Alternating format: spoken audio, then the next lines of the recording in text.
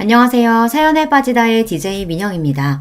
오늘도 두 가지 사연 준비되어 있는데요. 재미있게 들어주시고 구독과 좋아요 버튼도 꾹 눌러주세요. 그럼 오늘의 사연 함께 만나볼게요.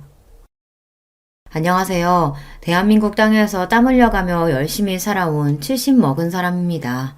식구들 안 굶기려고 1분 1초 아끼며 살다 보니 지금은 취미랄 것도 없이 유튜브나 보며 지내는 노인이 되어버렸네요. 지금 나와 같이 사는 건 지난해부터 우리 집에 눌러 살게 된 길고양이 수봉이가 유일한 식구고요. 긴긴 밤 옆구리는 시리지 마음 울적할 때는 그저 술이나 마시며 여기 유튜브에서 사람들 사는 이야기 듣는 것이 재미난 일이 되었죠. 저라는 사람은요, 많이 배우지도 못한 데다가 또 가진 팔자가 어찌나 억센지 우아하고 고운말 같은 건 하나도 쓸 줄 몰라요. 그래서 여기 다른 사연자님들처럼 좋은 말솜씨는 없지만요. 최대한 솔직하게 제 이야기를 털어놓겠습니다. 그러니 여러분 제 이야기 좀 한번 들어봐 주세요. 도대체 누구 잘못인지 내가 나쁜 년인 건지 한번 판가름을 해달라 이 말입니다. 저는 총구석 어촌마을에서 태어난 저에게도 부모님, 언니, 오빠, 가족이라 부르던 친정 식구들이 있었죠. 하지만 사고로 일찍이 아버지를 여의고 엄마 혼자 우리 삼남매를 키우셨습니다. 언니 오빠는 가난한 시골이 몸서리 쳐지도록 싫다며 성인이 되자마자 상경하고 자기들 입성이나 챙기고 살았어요. 무릎 연골도 남아나질 않아 거동이 불편한 엄마를 시골집에 혼자 두고 생활비조차 붙여주지 않았던 그들은 그저 가족이 부담스러웠나 봅니다. 하지만 사람 인두겁을 쓰고 자식이 그래서는 안 되잖아요. 우리 자식들 키우느라 엄마 인생을 다 바치셨는데 말입니다. 자기들 결혼까지 하고 나더니 아예 명절이고 엄마 생신이고 발길을 뚝 끊고 살대요. 그 뒤로 난 그 사람들 동기간으로 보지도 않고요. 파렴치한 그들을 떠올리면 욕지기만 납니다. 그래도 어쩌겠어요. 불쌍한 울 엄니 나라도 챙겨야죠. 20살 때부터 내가 돈 벌어 엄마 병원비 대고 생활비 벌며 모녀 둘이 살았네요. 그래도 결혼해야 한다. 너 가정이 이루는 거 봐야 죽어도 눈 감는다던 엄니는 맨날 나만 보면 시집 타령을 하셨어요.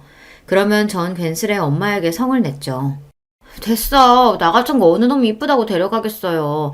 결혼 못한 처녀 귀신으로 죽어도 하는 수 없죠.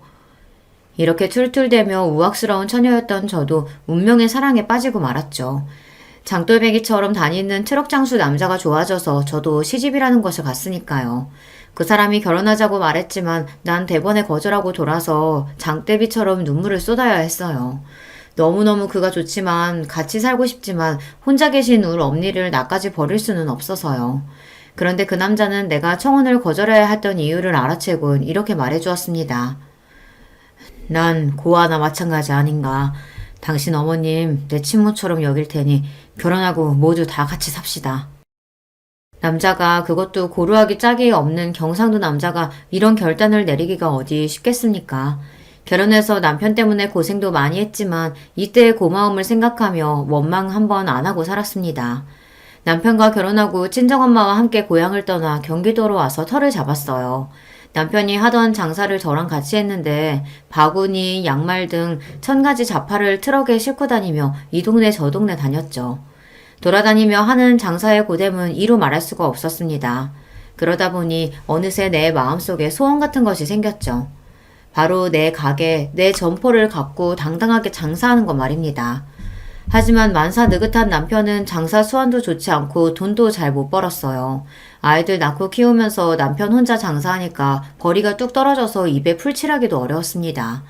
그래서 막내 낳자마자 친정엄마에게 아이들을 맡기고 내가 일하러 나섰어요. 장사꾼으로 살다 보니 여자가 참 갈갈한 성미가 되었지만 누구 돈 떼먹거나 거짓말 안 하고 살고자 노력했습니다. 그렇지만 내가 편하게 살 팔자가 아니었던 모양이죠. 남편은 벼랑간 차 사고가 나서 반년간 식물인간처럼 병원에 누워있다 결국 세상을 뜨고 말았으니까요. 그때가 맏아들이 7살, 막내 아들이 고작 2살 되던 해였습니다. 졸지에 과부에 노모와 세 자식이 딸린 가장이 되어버렸죠. 돈도 못 버는 기존의 트럭 장사를 과감히 접고 남의 식당 주방 일을 하기 시작했습니다. 내가 음식하는 손도 야물고 또 가만 보니 먹는 장사가 제일 많이 남는 것 같아 보였죠. 당장은 내 식당 할 돈도 없고 하니 남의 밑에서 돈도 모으고 장사하는 법도 배우려는 요량이었습니다. 그렇게 일은 악물고 살다 보니 식구들 건사하고 삼남매 대학까지 다 보냈어요. 지금은 나 사는 집 있겠다, 월세 받는 건물까지 있으니 이 정도면 참 잘 살아온 거 아니겠습니까? 그런데 평생을 다 바쳐 자식들 키워낸 내가 말년에 이런 대접을 받을 줄은 정말 몰랐어요. 지금도 그 생각만 하면 울부짖 치솟고 가슴이 미어집니다. 자식 뽑기 운은 완전히 뺑뺑이고 뭐가 나올지 모르겠대요. 첫째 아들과 둘째 딸은 성실하니 일찍 철들어 저들이 알아서 공부도 잘하고 크대요. 문제는 막내 아들이었습니다. 남편이 술 먹고 들어와서 더듬을 때 아주 손모가지를, 아니 다른 곳을 분질러 놨어야 했는데. 주책맞게 이게 무슨 소린지 모르겠네요. 여하튼 간에 그날 막내를 뵈는 게 아니었다 싶은 순간은 셀 수도 없을 겁니다. 꽤 많고 장난심한 녀석이라서 애를 모르는 이웃이 없을 정도로 동네에 소문이 파다했어요. 거 정사하다 말고 어디 가요? 아휴, 내가 복장이 터져서 막둥이 학교 가요. 막둥이 담임선생님이 학부모 상담하자고 전화가 왔지 않아요. 에? 또 가? 지난번 선생님 가방에 개구리 집어넣고 여자애들 체육복 죄 뜯어놔서 불려갔었잖아요. 이번엔 또 무슨 짓을 졌대요? 대머리 교장 선생님은 가발에 리본을 묶었다나 뭔 짓을 더 한 모양인데 아우 아주 이놈의 자식 때문에 내가 못 살아. 걸핏하면 막내가 사고쳐서 학교에 불려가야 했어요. 죄송한 마음에 학년이 끝나면 의뢰 담임 선생님 가족분들을 제 식당에 모셔서 대접했죠. 선생님, 성택이 자식 때문에 얼마나 노고가 많으셨습니까? 엄마로서 제가 참 죄송하고 고맙고 해서요. 없이 사는 사정이라 드릴 거라고는 이 사죄주 한 잔 올리고 음식 대접하는 것 뿐이라요. 촌지나 내놓지 하는 표정으로 제 초대를 거절한 선생님도 있었지만 대부분 제 정성을 뿌리치지 않고 초대에 응해주셨죠. 성태기가 장난은 곧잘 쳐도 머리 회전이 빠른 놈이니 때려서라도 끝까지 공부시키라던 고마운 선생님도 있으셨습니다. 그 말씀대로 막내 우격 다짐해서 좋다는 학원에 집어넣어 억지로 공부시켰습니다.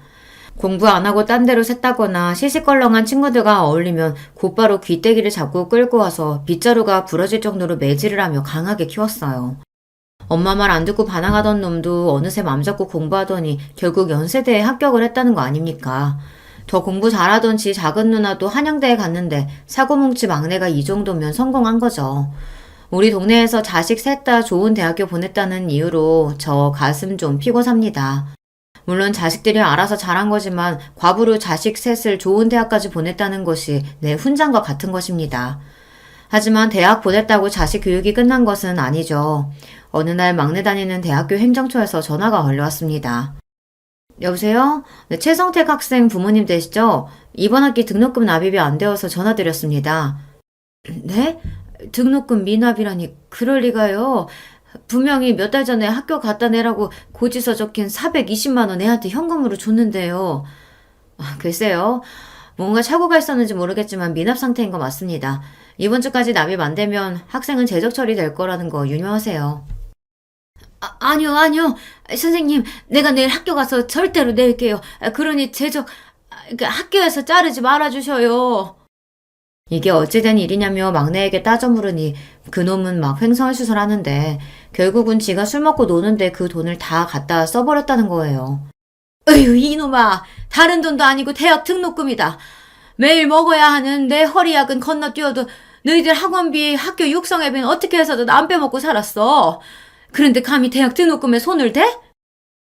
학창시절부터 가게 돈통 슬쩍하고 문제집 산다고 뺑땅 치는 거 혼낸 적이 부지기수였습니다. 그래도 그렇지 대학교 등록금은 아니잖아요. 열이 잔뜩 받은 나머지 바리깡을 들고 와서 성택이 머리를 아예 빡빡 밀어버렸어요. 니는 정신 상태가 글러먹었어. 대학생이 무슨 군대 나가 뿌라. 여지간해서 말 안 들어먹던 놈이 그때는 충격을 좀 받았던 모양입니다. 진짜로 군대 신검받고 어쩌고 하더니 2달 뒤 입대를 해버렸어요. 현역 육군으로 빡세게 구르다가 정신을 차렸는지 제대하고 나서는 사고 안 치고 대학교 잘 다니다 유명한 회사에 취직까지 했습니다. 아유, 김사장은 좋겠네. 박사님 첫째, 둘째 딸은 대기업 다니고 게다가 돈 많은 집에 시집까지 갔으니. 그런데 속만 썩이는 막내까지 그렇게 큰 회사에 합격했다고? 그럼 저승에서 신랑 만나면 아주 잘 살다 왔다고 큰 소리 뻥뻥 칠 거야. 그러니 지금 죽어도 여한이 없지. 요즘 나 밥 안 먹어도 배가 안 고프다니까. 에이, 그건 오바고. 그 늘어진 뱃살 보면 밥을 영 안 먹지는 않은 것 같은디. 이 사람이 뭐라고? 자식들 모두 제대로 된 인간 만든 것 같아 부모로서 느끼는 뿌듯함이야 이루 말할 수 없을 만큼 컸죠. 비록 큰아들은 외국서 공부하고 귀국한 지 얼마 안 되어 아직 미혼이지만 대부분 시집 장가 보내고 나니 이제 진짜 혼자가 되었어요. 같이 살던 친정엄마는 하늘나라에 가신 지 이미 십수년도 되었고 말입니다. 늙은 내 몸 하나만 챙기며 여유있게 사나 했더니 자식 교육은 끝난 게 아니더라고요. 별일 없이 잘 살고 내 용돈까지 붙여주는 첫째, 둘째와 달리 막내는 아직도 내 도움을, 아니 내 돈을 필요로 했어요. 자잘하게 카드값 막아야 한다, 손주에 돌잔치 해야 한다 등등 갖가지 명목으로 수없이 돈을 요구해왔습니다. 결혼할 때 전셋집도 마련해줬는데 5천만 원, 8천만 원 빌려달라 해서 아예 차용증까지 썼다니까요. 아니 큰 회사 다니는 맞벌이가 왜 맨날 돈이 그렇게 부족하냐? 이해가 안 가서 물어보니 내 허락도 없이 며느리는 이미 회사를 간뒀더라고요. 어머님 무서워서 미리 말씀 못 드렸는데요. 아기 낳고 복직하니까 회사 다니기가 너무 힘들어서요. 아휴, 어차피 그만두고 뭐 어쩌겠냐. 그럼 집에서 살림 열심히 하고 서방이랑 자식 실하게 챙겨야 한다. 알겠냐? 그런데요, 엄마 그 봉청동 건물은 한 달 월세가 얼마나 나와요? 갑자기 그거 와 궁금해? 사실 회사 사정이 어려워져서 나도 회사 다니기 여간 힘든 게 아니어서요. 거기 건물 관리를 제가 대신 해주면 엄마도 편하고 나도 그 돈을 생활비로. 턱도 없는 소리 마라. 나도 곧 있으면 70이야. 언제까지 식당 일 하겠냐? 너희 형들처럼 엄마 용돈이니 그런 거 달라고 안 한다. 제발 네 앞가림만이라도 해. 너 절대로 그 회사 그만 못 둔다. 알겠냐? 제가 이런저런 단칼에 거절해버리니 다시는 일 그만둔다는 소리 입 밖으로 꺼내지 않았습니다. 그런데 결국 막내 이놈 큰일을 저지르고야 말았습니다. 어느 날 무섭게 생긴 깡패 세 놈이 우리 가게에 찾아와서 난동을 부렸어요. 최성택이 돈을 빌렸는데 기한이 넘도록 안 갚고 있으니 부모가 대신 책임져야지. 네, 아무리 굶었을지언정 사채에만은 손대지 않았습니다. 사채 빚에 가족들이 뿔뿔이 흩어져서 사람 구실 못하고 사는 경우를 여러 보았기 때문이죠. 그런데 멀쩡한 놈이 뭐가 부족해서 사채비까지 쓴 것인지 당장 막내를 불러다 제대로 혼냈어요. 내가 너를 어찌 키웠는데 맨날 너는 이 어미 속을 뒤집는 거냐, 이 화상아. 나는 다급히 그놈 때릴 몽둥이를 찾아다녔습니다. 그 모습에 겁먹은 막내는 도리어 나에게 이렇게 대들었어요. 엄마 그만 좀 하세요. 우리 때문에 요 모양 요 꼴로 사셨다고 시위하시는 거예요? 왜요? 그때 그 한 아저씨한테 못 간 것도 자식들 때문이라고 원망하는 거죠. 니 미쳤냐? 30년도 더 지난 얘기를 못하라 꺼내. 쭈구렁 방태기가 다 된 나한테 뭐 그런 연모가 남았다고? 어쩌면 과거에 그때 엄마가 자기를 버릴지도 모른다는 두려움 때문에 막내는 아직까지 그 오래된 일이 선명하게 남아있나 봅니다. 한 사장, 이 나이 먹고 말하기 남사스럽지만 저에게도 애를 놓고 재치하고 싶을 만큼 좋아했던 남자가 하나 있었습니다. 1992년도 한방눈이 펑펑 내리는 날 그 남자와 얘기 나누던 기억은 보물처럼 가슴에 묵혀두고 가끔 생각만 했었는데 어디 그 이야기나 해볼까요? 고깃집 식당에서 주방 이모로 있을 때인데 한 사장님은 그 옆 정육점 가게 주인이었어요. 한 사장은 몇 년 전 마누라가 도망친 뒤로 딸 하나를 키우고 살았는데 그 애가 우리 둘째 딸과 같은 나이였던가 그랬습니다. 어느 날 식당 가장 바쁜 저녁 시간에 둘째가 홀딱 젖은 생쥐 모습으로 돌아왔어요. 엄마, 제발 우리 다른 동네로 이사 가면 안 돼요? 우리 딸은 내 말 잘 듣고 엇나가는 걸 본 적이 없는 착한 애입니다. 9살 난 애가 엄마 대신에 방 청소도 하고 방에 연탄불 넣으면서도 불평 한 번 안 하는 속 깊은 아이였죠. 그런데 애가 엄마 보러 식당까지 온 데에는 다 그만한 이유가 있었던 것인데 난 마냥 애를 밀어대면서 집에 가라 했습니다. 급기야 둘째는 울음을 터뜨리고 그 모습에 화가 난 식당 사모님이 저한테 소리쳤어요. 아줌마 여기서 쫓겨나고 싶어? 손님들 식사하시는데 왜 애 우는 소리 나게 해? 재수없게. 빨리 애 보내고 주방 들어가요. 황급히 가게 뒤편으로 둘째를 데리고 가서 애 등짝을 철썩철썩 때렸습니다. 엄마 더 곤란해지기 전에 후딱 집에 가지 못하느냐면서요. 엄마, 내 말 한 번만 들어주세요. 우리 반 남자애들이 내 옷에서 냄새 난다고, 빨래 대신해준다고, 화장실 내걸레 빤 물을 나한테 끼얹어 버렸다고. 우리 이사가 나 전학 갈래. 세상에, 어느 쏘글 놈의 자식들이 내 딸내미한테 그런 짓을. 서러워서 꺽꺽 우는 딸의 모습을 보니 속에서 천불이 나고 네 신세도 엄마 신세 따라가는구나 싶어 울컥한 나머지 딸을 껴안고 나도 같이 울었습니다. 그렇게 딸을 보내고 가게에서 사장님 사모님한테 자리 비웠다고 혼났는데 한이 서리더라고요. 가게 뒷정리를 혼자 다 하고 가게 문 셔터 닫고 의차 일어섰습니다. 그때 눈송이가 하늘에서 나풀나풀 내려오대요. 눈이 참 더럽게 이쁘네. 거지 같은 하루 보낸 내 속은 썩어 문드러질 것 같은데. 저기요, 일 끝났으면 와서 쌍화탕 한 잔 마시고 가요. 일하러 가게 오다니며 그와 마주치면 가볍게 인사나 하던 대면대면한 사이였습니다. 말 한 번 섞은 적은 없지만 그 사람 목소리나 그림자만 봐도 알아채는 내가 이상했습니다. 동네에서 내가 과부인 걸 다 아는데 외간 남자랑 말 섞고 눈빛 나누다가 이웃들 입방아에 오르면 어쩔까 싶어 조심해야죠. 내가 왜 거기서 차를 마십니까? 집에서 애들이 기다리니 얼른 가야 돼요. 그 집딸이랑 우리 집 딸내미랑 같은 반인 건 몰랐어요? 애들 얘기할 게 있으니 잠깐 와봐요. 지금 시장 사람들 다 문 닫고 갔으니까.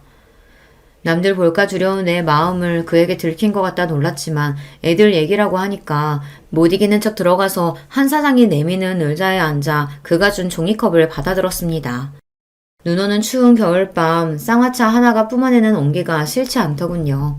아니 너무 따뜻하고 좋아서 종이컵을 두 손 모아 꼭 감쌌습니다. 딸 이름이 혜연이 맞죠? 전학 온 뒤로 짓궂은 놈 몇몇이 괴롭히고 있었답니다. 우리 딸이 그 아이 뒷자리라 자주 봤는데 학부모회 하는 엄마 믿고 까부는 놈들이라 담임 선생님도 못 본 척해서 혜연이가 많이 힘들어했대요. 안 그래도 내일 날 박는 대로 학교 가서 그 자식들을 확 죽이 삘라고 했어요. 그놈들 이름이 뭐랍니까? 그때 정육점 가게에 있던 라디오에서 심수봉의 노래가 흘러나왔습니다. 그대 내 곁에 선 순간 그 눈빛이 너무 좋아. 순간 이상한 경험을 했어요. 흐르던 시간이 멈추고 내리던 눈도 멈추고 난로 곁에 앉은 그 사람과 나 둘만 세상에 존재하는 것 같은 느낌. 더 이상 말을 하지 않았지만 우린 느낄 수 있었습니다. 당신과 나 서로 좋아하고 있군요. 노을처럼 붉게 달아오른 얼굴을 보이기 싫어서 냅다 거기서 뛰어나왔습니다. 그날 이후 식당 일 마치고 나오는 시간이면 한 사장이 나를 집까지 바래다 주었습니다. 서로 별말은 안 했지만 원래부터 그런 사이였던 듯이 마치 그래도 된다는 듯이 말이죠. 같이 포장마차 우동을 먹고 걸어가며 이야기하는 것뿐 별다른 짓도 안 했어요. 하지만 소문은 살에 살을 더해져 회개망측해져 버렸습니다. 엄마 진짜야? 식당 사장님이 엄마 갖고 재혼할 거라 했어요. 정육점 아저씨랑 살려는 거지. 나 싫단 말이야. 우리 아빠는 한 분이야. 엄마 결혼하지 마. 다른 두 아이까지 합세해서 애들은 제가 결혼할 거라는 소문을 들었는데 진짜냐고 물었습니다. 아무리 내 새끼들이라지만 그 순간 어느 동네 사람들이 묻는 것보다 나에겐 더 무서웠어요. 내가 뭐 잘못한 것도 없는데 괜히 나쁜 짓 하다 잡힌 범죄자가 나고 애들은 형사 같았습니다. 그렇지만 난 결정을 해야 했어요. 어정쩡하게 한 사장과 이렇게 연애하다가는 시장에서 내 꼴만 우스워지고 애들 앞에 떳떳한 엄마로 있을 수 없으니까요. 어쩐 일로 자네가 날 먼저 만나자 했어? 기분 참 괜찮네. 여기 김치우동이 기가 막히다. 아줌마, 여기 김치우동이랑 소주 한 병이요. 당신 덕에 가슴 떨리고 행복했죠. 그치만 우린 여기까지여요. 난 어디선가 잘 살고 있을 테니 정희 아빠도 건강하게 잘 살아요. 따끈하게 놓인 우동을 그대로 두고서 내 할 말만 내뱉고 혼자 나와버렸습니다. 집에 와서 소주 한 병을 마시며 그날 처음으로 술의 맛을 알게 됐습니다. 이후 외로운 나에게 소주는 유일한 친구이자 한풀이 상대가 되었죠. 곧바로 나는 다른 동네로 이사 갔기에 그 후 한 사장이 어떻게 사는지는 몰랐습니다. 그저 딸 중학교 졸업식 날 먼발치에서 그 반질반질한 얼굴을 본 게 마지막이었어요. 너희들이 새아빠 어쩌고 하는 소리 듣기 싫어서 그 사람 떠난 지가 30년도 됐어. 근데 그게 왜? 내가 왜 너한테 한 사장 얘기를 들어야 하냐? 그거 아세요? 엄마는 지난 세월 고생한 게 다 자식들 때문이라고 생각하니까 작은 실수에도 그렇게 크게 역정을 내시는 거예요. 그 억하심정 때문에 내가 하는 행동 하나하나가 다 미운 거라고요. 언제 엄마가 나한테 따뜻한 말 한마디 건네준 적 있었어요? 그대로 막내는 방문을 걷어차고 집에서 나가버렸습니다. 저 자식이 그래도? 지 잘못한 거는 생각도 안 하고 막내 놈은 저렇게 엉뚱한 생각이나 하며 엄마 탓이나 하고 있었어요.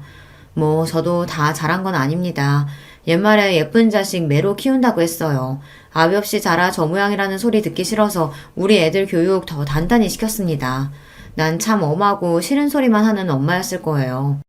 생각해보면 첫째가 반에서 1등 했다고 눈을 반짝이며 얘기하면 니 어디 가서 1등 한다고 자랑하고 다니면 안 돼. 사람이 거만하면 욕먹는 법이야. 계속 1등할 방법이라 연구해라. 마음 같아서는 애 얼싸안고 어야둥둥 춤이라도 추고 싶었지만 꾹 참고 이렇게 말했어요. 그때 시무룩하게 돌아서던 큰아이의 얼굴이 생각납니다. 그리 모질고 엄한 엄마라서 자식들 머리 크고 나니 이렇게 안타깝고 후회스럽네요. 막내 말대로 난 따뜻한 그런 엄마는 아니었습니다. 대신 억척스럽게 돈 벌어서 어디 가서 기죽지 않도록 애들 입히고 먹이고 가르쳤어요. 그게 내 평생의 자부심이었단 말입니다. 이렇게 막내가 속삭일 때면 둘째한테 전화해서 이렇게 저렇게 이야기를 하곤 해요. 그래도 딸이라고 내 말도 잘 들어주고 나 위로해준다고 같이 맞장구도 쳐주니 고맙죠. 막내가 워낙 매사 불평불만이 많은 녀석이라 그래. 지가 받은 사랑은 생각도 못하고 부족한 것만 생각하는데 그걸 어떻게 다 맞춰줘. 괜히 그 자식 말 때문에 엄마 맘 쓰지 마세요.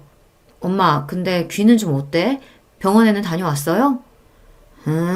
그래. 의사가 노인성 난청이 좀 일찍 온 거라고 하대. 고작 환갑 넘었을 뿐인데 벌써 노인성 난청이 왔다고요? 몸쓰며 일하고 살아와서 그런가 허리와 다리 건강엔 늘 문제를 달고 살았어요. 파스는 내 남편이요. 정형외과는 내 친구였으니까요. 그런데 몸 아픈 건 약 먹고 바르면서 참는데 이골이 났지만 귀가 안 들리는 건 어려움이 많았습니다. 사람들이랑 하는 일상적인 대화도 어려워지고 자꾸만 사람들이 했던 말 또 해달라고 하니 나를 불편해하고요. 내 말이 잘 안 들리다 보니 원래도 갈갈했던 목소리가 더욱더 커져버렸어요. 얼마 전 버스 타면서 귀를 묻는데 기사 양반이 귀를 막으며 얼굴을 찌푸렸어요. 할머니 조용조용히 좀 말하세요. 귀차 화통을 삶아드셨나 왜 이렇게 크게 말하세요? 난 그냥 하는 말인데도 목소리가 크니까 화난 것처럼 들린다고 주변에서 오해하니까요. 이 생활이 1년, 2년 지나다 보니 단순한 의사소통 문제가 아니라 내 감정에 문제가 생기대요. 야, 내 그 소튼 여기다 갖다 놓으라고 말하지 않았냐? 아이쿠야, 어머니 애 떨어지겠어요. 그냥 말씀하시면 되지 왜 그렇게 성을 내세요? 아니, 난 그냥 말한 것인데. 여보. 잘못한 것도 없는데 시어머니가 화내고 욱한다며 며느리는 제 남편한테 달려가 이르는 꼴이란. 그러면 또 막내 아들놈은 쫓아와서 엄마는 아버지 제사상 도와주는 며느리한테 잘 좀 대하지 이게 뭐냐. 왜 자식들을 못 잡아먹어 안달이냐. 이렇게 저한테 한 소리 해댔어요. 내가 귀머거리 같이 안 들리고 소리 버럭버럭 지른다고 해서 그때부터 자식들이 날 싫어하게 되었을까요? 나도 늙고 병들고 싶어서 그런 게 아니라 늙다 보면 몸이 그렇게 되는 건데 내 입장에서 참 억울해요. 그러다 작년 명절에 막내 며느리와 감정 싸움까지 번진 적이 있습니다. 음식 남기고 버리면 못 쓴다. 남긴 잡채는 싸줄 테니까 집에 가서 데펴 먹어라. 요새 누가 음식을 남김없이 싹싹 먹어요. 우리 친정에서는 남기는 만큼이 교양이라고 하셨어요. 다 먹어치우는 건 옛날 머슴들이나 하는 거라고. 뭐라고? 머슴? 니 지금 시애미한테 천한년이라 하고 하는 기가? 말하는 꼬라고는 아주 지 엄마를 똑 닮아가. 너희 친정에서 그리 가르치더냐? 예전 상견례에서 만났던 안사돈의 불쾌한 기억이 떠올라서 버럭 지르고 말았습니다. 자기들은 서울 태생이라는 이유로 꼴보기 싫게 거만했던 안사돈은 식사 중에 이렇게 말했죠. 음식 먹는 걸 보면 그 집안이 어떤지 다 표가 나는 법이지. 자네 그렇게 허겁지겁 먹으면 가난하게 자란 티 다 나는데 그거 아나? 내 아들에게 이렇게 면박을 주는데 아들은 물론이고 나와 우리 집안을 욕먹이는 말이죠. 그래서 무례한 안사돈에게 큰 소리로 뭐라고 해댔습니다. 어머니는 왜 저희 친정엄마까지 들먹이세요? 예전 상견례 자리에서도 어머님이 우리 엄마한테 소리 지르고 뭐라고 하셔서 제가 얼마나 속상했는 줄 아세요? 그래서 너는 시집오지 몇 년이 된 지금까지 그걸 가슴에 담아두고 시애미한테 화내는 게냐? 그럼요. 그런 게 어디 잊혀지나요? 제가 어머님한테 시집살이 당한 이야기 하려면 밤새도 모자라요. 아주 의문스럽고 앙큼한 며느리지 않습니까? 막말로 그 사돈댁이 먼저 내 체면을 깎아내리는 말을 했었는데 그럼 예예 다 맞습니다 하고 제가 참고 넘어갔어야 했나요? 그런데 며느리는 그 외에도 나에게 억울했던 일, 혼나고 집에 가서 운 일 등등 원망을 퍼부었습니다. 나도 너같이 옹졸한 며느리 필요 없으니까 집에 오지 마라. 꼴도 보기 싫다. 이렇게 며느리 하는 원망 나도 성을 내며 나왔고 며느리와 감정의 골이 깊어졌습니다. 그렇게 왕래 없이 지내던 중 내가 올해 칠순을 맞이했다며 큰아들이 전화를 했어요. 얘기 들으셨어요, 어머니? 응? 무슨? 막둥이가 이제야 철이 드나 봅니다. 저랑 둘째한테 연락 돌려서 이번 어머니 칠순잔치는 자기가 다 알아서 할 거니까 형 누나들은 가만히 있으라고 신신당부하던걸요. 그놈이 무슨 거창한 계획이 있는지 어머니한테 비밀로 모르는 척하라고 신신당부까지 했어요. 그래? 그 녀석 엉뚱하기도 하지. 알았다. 나는 아무것도 몰라요 하고 있으마. 막내 며느리와 다투고 난 뒤 마음이 불편했는데 날 위한 깜짝 잔치를 준비했다는 말에 웃음이 절로 나오더군요. 그래. 우리 막내가 이렇게 자상하고 귀여운 구석이 있었지. 그리고 설레는 마음으로 은근히 칠순잔치를 기대하고 있었습니다. 하지만 난 아주 헛된 꿈을 꾸고 있던 거예요. 아주 개같은 꿈을요. 어느 날 모르는 남자들이 가게에 찾아왔어요. 김순애 여사님 맞으시죠? 그래, 내 이름이 맞는데 무슨 일이시오? 자, 다들 시작하자고. 흰옷 입은 남자 셋이 저들끼리 서로 눈짓을 하더니 한 명씩 내 팔다리를 부여잡고 끌어갔습니다. 이놈들아! 너희들이 누구기에 나를 어디로 데려가는 거냐? 내 아무리 발버둥을 쳐봤지만 젊고 힘이 센 남정네들에게 어찌 할 바가 있었겠습니까? 그대로 끌려가서 병원 마크가 그려진 승합차에 탔습니다. 사람 살려! 도움을 청했지만 내 목소리가 묻힌 채 끌려가 내가 갇힌 곳은 바로 정신병원이었어요. 영문 모르고 잡혀왔으니 나를 풀어달라 요구하고 소리 높여 발광하자 간호사들이 와서 강제로 나한테 주사를 놓아 짐승처럼 잔재웠습니다. 의사 선생님, 나 멀쩡한 사람이에요. 귀가 좀 멍멍하니 잘 안 들리는 거 말고는. 그런데 내가 왜 여기 있어야 돼요? 이미 가족분들, 그러니까 자녀분이 동의했습니다. 병속 폭언과 폭행을 일삼고 분노조절장애와 조현병 증세까지. 말도 안 돼. 내가 무슨 정신병이 있다고. 자식놈들에게 화가 나서 악을 쓰고 다리로 땅을 쾅쾅 찍자 의사는 태연하게 배를 눌렀습니다. 그러면 밖에 있던 남자 간호사들이 들어와서 나를 번쩍 안아들고 병실에 패대기 쳤습니다. 아, 나는 이대로 정신병자처럼 이곳에 갇혀서 생을 마감하게 되는 것일까. 지옥 같은 정신병원 생활보다 힘들었던 건 자식으로 인해 이런 일을 당했다는 것이죠. 매일 밤 아주 작은 환기창으로 달을 보며 평생 처음 소원이란 걸 빌었습니다. 제발 날 여기서 꺼내주셔요. 고생만 하고 살아온 거 하느님 아시죠? 말년의 일에 미친년으로 마감할 수는 없습니다.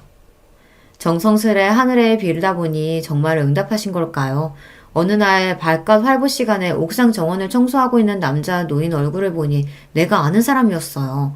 그는 바로 그 옛날 내가 연모했던 한 사장님이었어요. 한 사장님? 제 목소리를 들은 그는 빗자루질을 하느라 굽히고 있던 허리를 펴고 두리번거렸습니다.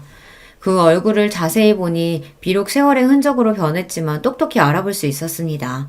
내가 기억하는 그 한 사장이 분명했어요. 나를 기억해요? 많이 늙었지만 말입니다. 처음엔 한짝 옷 입은 나를 경계하다가 내 얼굴을 한참 보던 그는 결국 알아봐 주었어요. 알아요, 혜연 엄마. 아니, 수님씨.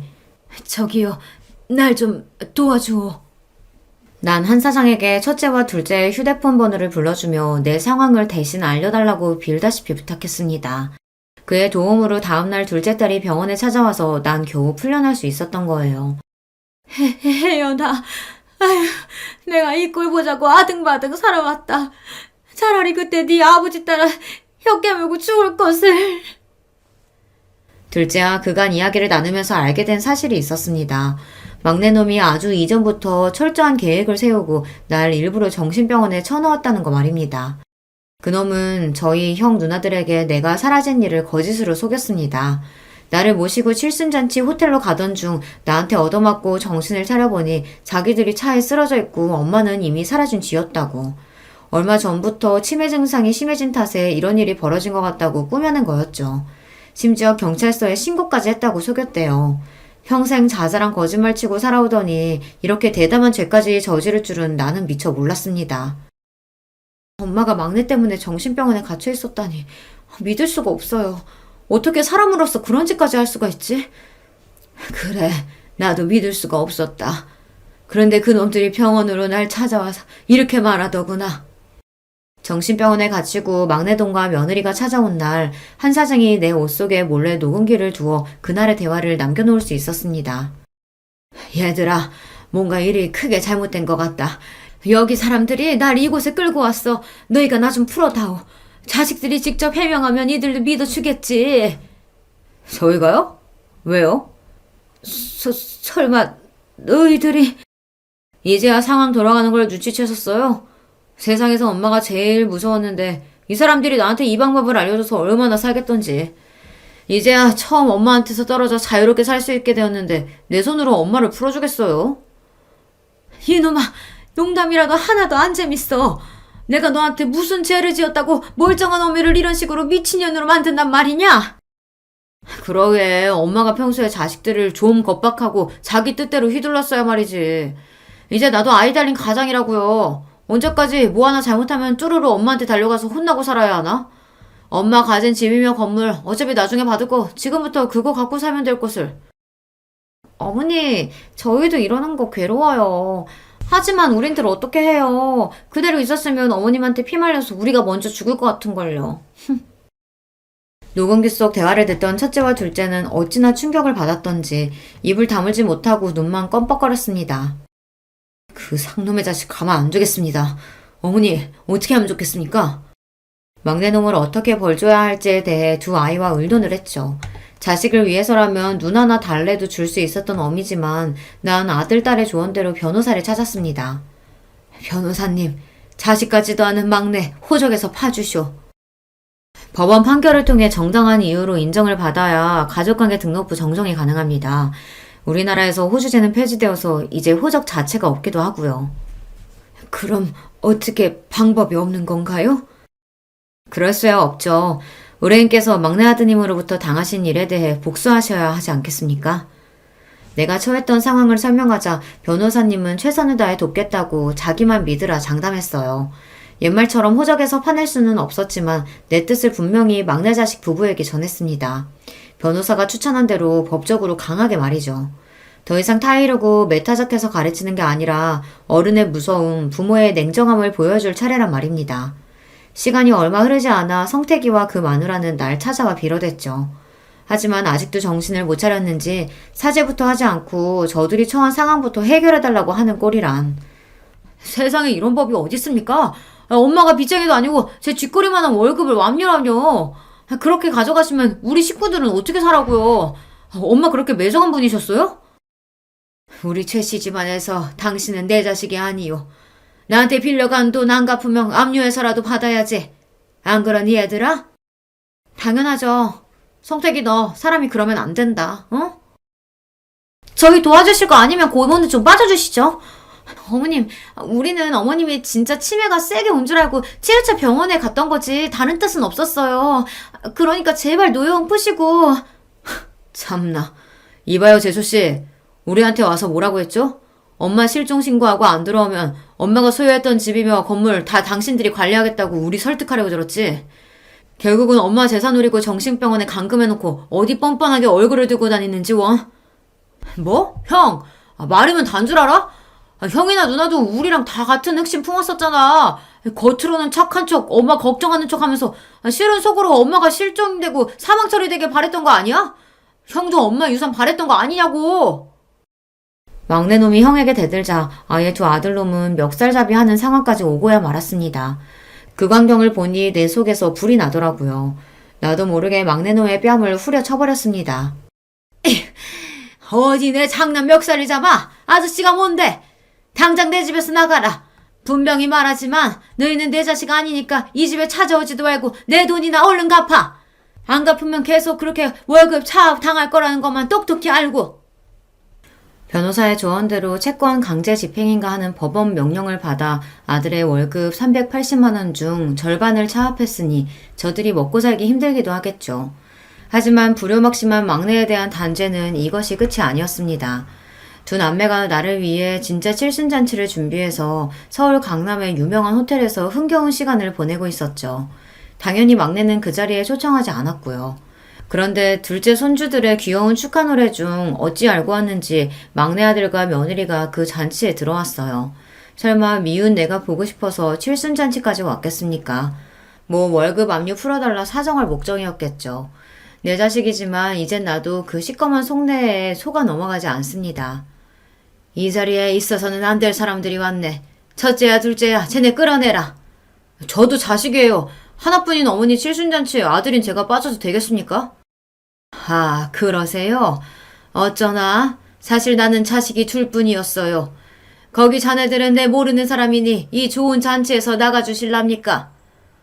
정말 왜 이렇게까지 하시는 거예요, 엄마?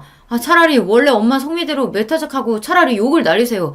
안 어울리게 서울말 쓰며 자식인 우리한테 존대하시냐고요. 진짜 소름 끼치게. 나는요. 나랑 하등 상관없는 남한테는 그래도 예의 지키고 사는 년입니다. 그쪽이랑은 완전히 남이니까 이러죠. 뭐 이렇게 내 잔치에 온 김에 거기 차린 뷔페나 먹고 가요. 옛날에도 좋은 잔칫날 동네 버렁쟁이들까지 다 먹였으니까. 나는 더 꼴도 보기 쉽지 않다는 듯 잔치 내내 막내를 투명인간처럼 대했습니다. 보다 못한 둘째 딸이 날 타이르더군요. 엄마, 이제 그만 성택이네 용서해 주세요. 얘기 들어보니까 얘네들 그동안 고생도 많이 하고 진짜 반성 많이 했대요. 딸의 얘기에 나는 가자미 눈으로 쏘아보며 호통을 쳤습니다. 내 허락도 없이 오늘 잔치한다는 것도 네가 저놈들한테 알려준 게냐? 너 역시 엄마 무시하고 네 멋대로 굴다가 막내 꼴 되고 싶으냐? 내 불효령에 둘째 딸과 사이는 절대 그런 일은 없다며 나에게 빌고 잘못했다고 했습니다. 마지막 순서로 오신 손님들에게 감사 인사를 드리려던 찰나였죠. 그런데 나는 들고 있던 마이크에 대고 예정에도 없던 이야기를 하기 시작했어요. 보잘것없는 이 늙은이의 칠순잔치를 두 자식이 합심해서 열어준 것에 고맙구나. 또 바쁘신데도 불구하고 여기까지 와주신 손님들께 뭐라 감사의 말씀을 드려야 할지 모르겠습니다.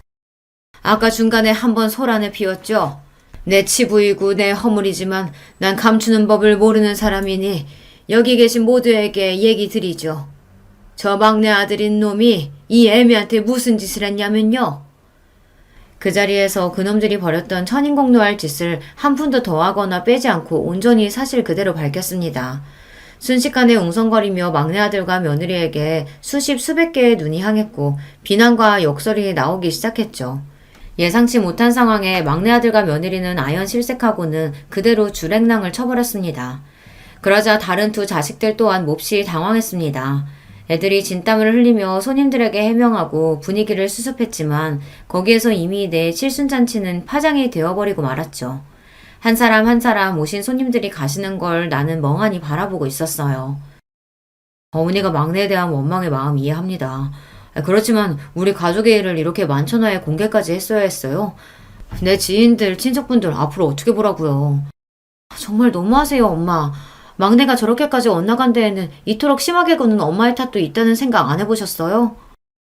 내 칠순을 축하해주겠다는 자리에서 남은 자식들까지 이렇게 날 비난하고 탓하니 그렇게 서러울 수가 없더군요. 그래! 자식놈들 다 필요 없다! 너희도 그만 썩 나가!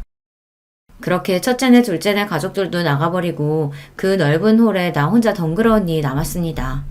아니, 그 자리에 남아준 단 한 사람이 있었죠. 내가 정신병원에서 탈출할 수 있게 도와준 한 사장님이요. 그는 서러움에 끄끄 울고 있는 내 어깨에 손을 얹으며 곁에 있어 주었습니다. 내가 원래 성질머리가 이렇게 고약해요. 그래도 내 잔치인데 남은 자식들까지 저렇게 날 탓하고 떠나가네요. 한 사장님, 내 인생은 엉망진창이었나 봐요. 나는 겨우 딸 하나인데 호래비로 열심히 키웠대도 지금 이래 혼자 아닙니까? 키우는 수고만 있지 부모 마음 하나 몰라주는 게 그게 자식이에요. 하던 정육점도 어음 못 맞고 부도났는데 돈 없는 아비는 아비 대접도 안 해줘요. 지가 돈 벌어 대학 등록금 내고 시집도 제 돈으로 갔다면서 아버지 사는 집에 코빼기도 잘 안 비춤디다. 병원에서 청소하면서 이렇게 나 혼자 먹고 살고 있잖아요. 들어보니 한 사장님의 사연도 참 기구하고 탁했어요. 자식들이 날 정절없는 어미로 생각할까봐 두려워서 애모의 감정을 감추고 그에게 도망쳤던 날이 기억납니다. 그런데 다 늙은 지금 내 인생에 무엇이 남았는지요. 자식이요? 아니면 어느 정도 모은 재산이요? 난 이제 새 인생을 살기로 작정했습니다. 좀 더 아껴서 자식들 앞으로 큰 유산이나 남기려고 했던 마음 버리고요. 모아놓은 돈 내가 다 쓰고 살다 죽기로 했죠. 평생 하던 식당을 처분한다는 소식에 맏아들과 둘째 딸이 오랜만에 찾아왔습니다. 그 잘되던 가게를 왜 정리하냐고 묻더군요. 이놈들아, 내 가게 내가 원할 때 정리도 못하냐? 70 넘은 내가 죽을 때까지 돈 벌면 뭐해? 너희들 앞에 유산밖에 더 되겠어. 어떻게 된 게 내 건강 걱정하면서 가게 그만두라는 자식놈이 하나가 없다냐? 내가 참 헛살았어. 엄마, 옛날 망원동에서 정육점 하던 아저씨 요즘 만나고 다니시죠? 그분하고 살림이라도 차리라고 이러시는 거예요? 다 늙어서 무슨 추태예요. 곱게 사시던 대로 사셔야죠. 그 아저씨 다 엄마 돈 노리고 그러는 거라고요. 끝까지 자신들 잘못은 뉘우치지 못하고 이 엄마의 서운함은 몰라주는 아들, 딸이 몹시 밉고 화가 났습니다. 그래, 설령 내 돈 탐나서 그러면 좀 어떠냐? 나 외로울 때 옆에서 같이 소주 한잔 해줄 사람은 내 자식이 아니야. 그 사람이지. 나 아플 때 병원 같이 갈 사람이 너네겠냔 말이야. 한 사장님이 그렇게라도 해준다면 난 그걸로 족한다. 그와 함께 호의호식하며 남은 여생 살 거다. 죽을 때도 아예 남은 재산 사회에 다 헌납하고 눈 감을 거야. 난 이제 너희 같은 자식들 필요 없다. 내가 길길이 날뛰니까 아차 싶었던지 뒤늦게 자기들이 잘못했다고 첫째와 둘째는 용서를 구했지만 이미 내 마음은 돌아섰습니다. 자식놈들 꼴도 보기 싫어서 내보내고 그저 남은 인생 어떻게 재미나게 살지만 생각하기로 했어요.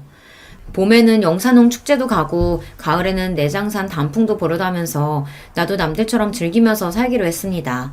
그리고 그 옆에는 한 사장님이 동반해주기로 약속했죠. 우리는 둘도 없는 친구처럼 찻집에 가고 영화관에도 가며 정답게 지내고 있어요.